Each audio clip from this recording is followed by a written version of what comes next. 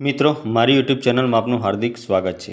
આજે હું વાત કરવા જઈ રહ્યો છું ટ્રેનમાં ભીખ માગતા છોકરા સાથે કર્યા લગ્ન બનેલી ઘટના। આ વાત છે એ સમયની જ્યારે માણસ પાસે બધું હોય છતાં મન ખાલી હોય અને કોઈ પાસે કંઈ ન હોય છતાં હૃદયમાં આખું આકાશ સમાયેલું હોય।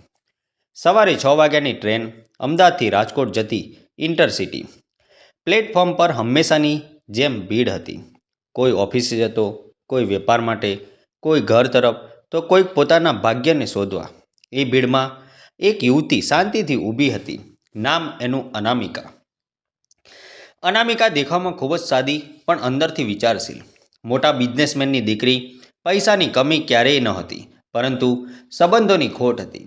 મા બાપ જીવતા હોવા છતાં વાતોમાં લાગણી ઓછી અને અપેક્ષા વધુ હતી। લગ્ન કર, સમાજ શું કહેશે, આ તેના જીવનનો સૌથી મોટો ભાર હતો। આજના દિવસે તે એકલી જ રાજકોટ જઈ રહી હતી।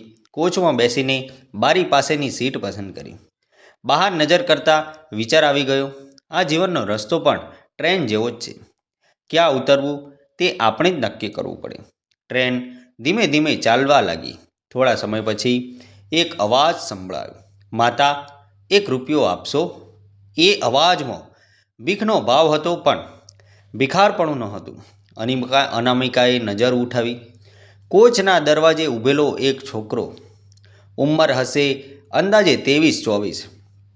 કપડાં ફાટેલા ન હતા, પરંતુ જૂના હતા। આંખોમાં થાક હતો, છતાં અપમાન ન હતું। હાથ આગળ કર્યો હતો, પણ નજર જમીન પર। ઘણા લોકોની જેમ અનામિકાએ પણ પહેલે તો નજર ફેરવી લીધી, પણ કંઈક અજીબ લાગ્યું।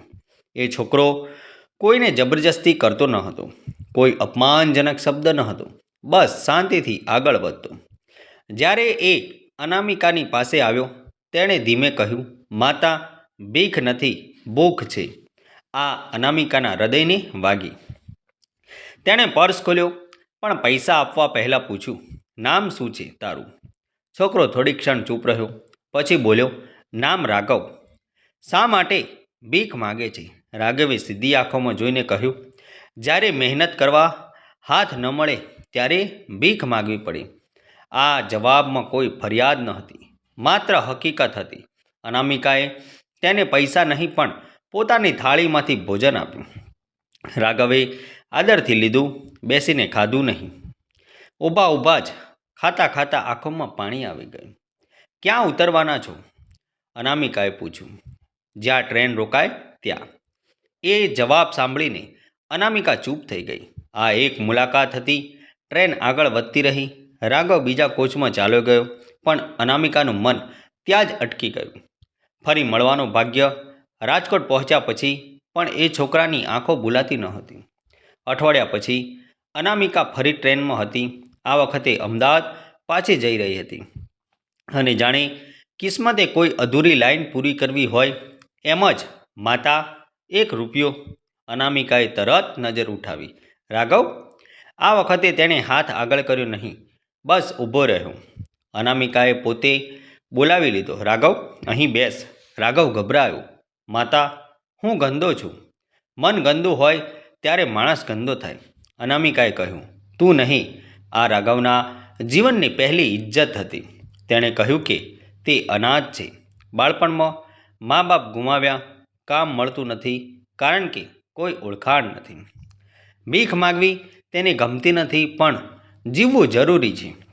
ટ્રેનના એ 2 કલાકમાં અનામિકાએ રાઘવનું આખું જીવન સાંભળી લીધું, અને રાઘવે પહેલીવાર કોઈને પોતાના સપના કહ્યું, મને કામ કરવું છે, મને માન મળે એવું જીવન જોઈએ। આ મુલાકાતો વધતી ગઈ। અનામિકા રાઘવ માટે કપડાં લાવતી, કામ શોધવામાં મદદ કરતી। ધીમે ધીમે રાઘવ સ્ટેશન પર ચા વેચવા લાગ્યો। મહેનત શરૂ થઈ, સમય પસાર થતો ગયો, અને એક દિવસ અનામિકાએ પોતે સ્વીકારી લીધું, હું આ છોકરાને પ્રેમ કરવા લાગી છું। પણ આ પ્રેમ સહેલો ન હતો। જ્યારે તેણે ઘરે વાત કરી, ત્યારે ઘરમાં ભૂકંપ આવી ગયો। ભિખારી સાથે લગ્ન?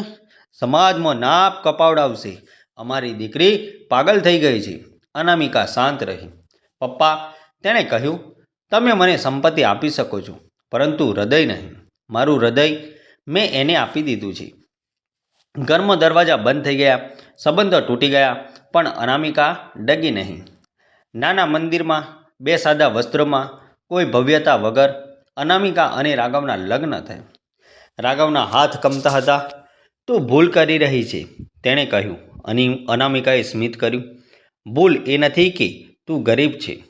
ભૂલ એ છે કે લોકો તને ઓળખ્યા વગર તોડે છે. સમય બદલાયો. રાઘવ આજે નાનો ઉદ્યોગપતિ છે. ચાની દુકાનથી શરૂ કરીને પોતાનું કેફે છે. અનામિકા તેની સાથે છે, પત્ની નહીં સાથી. એક દિવસ એ ટ્રેનમાં એક છોકરો ભીખ માગતો આવ્યો. રાઘવે તેને બેસાડ્યો, ખાવાનું આપ્યું અને કહ્યું, ભીખ નહીં, ભવિષ્ય પસંદ કર. અનામિકાએ રાઘવ તરફ જોયું. આંખોમાં ગર્વ હતો. આ વાર્તાનું સત્ય એ છે, પ્રેમ પૈસા નહીં જુએ, પ્રેમ પદ નહીં જુએ, પ્રેમ માણસ જુએ છે. અને જ્યારે માણસને માણસ સમજીને અપનાવીએ ત્યારે ભીખ માગતો છોકરો પણ જીવનનો રાજા બની શકે છે. મિત્રો, આ વાર્તા જે છે એ કાલ્પનિક છે અને આમાં આવતા પાત્રો પણ કાલ્પનિક છે, આમાં આવતા સ્થળો પણ કાલ્પનિક છે. તો આવા જ નવા વિડીયો જોવા માટે અમારી ચેનલ સાથે બન્યા રહેજો. વિડીયોને શેર કરી દેજો અને ચેનલને સબસ્ક્રાઈબ કરી દેજો. તો મિત્રો, આ સમયે પાછા એક નવા વિડીયો સાથે, નવી વાર્તા સાથે આપણે પરત મળીએ. ત્યાં સુધી આવજો મિત્રો. જય માતાજી. ફરી મળ્યા.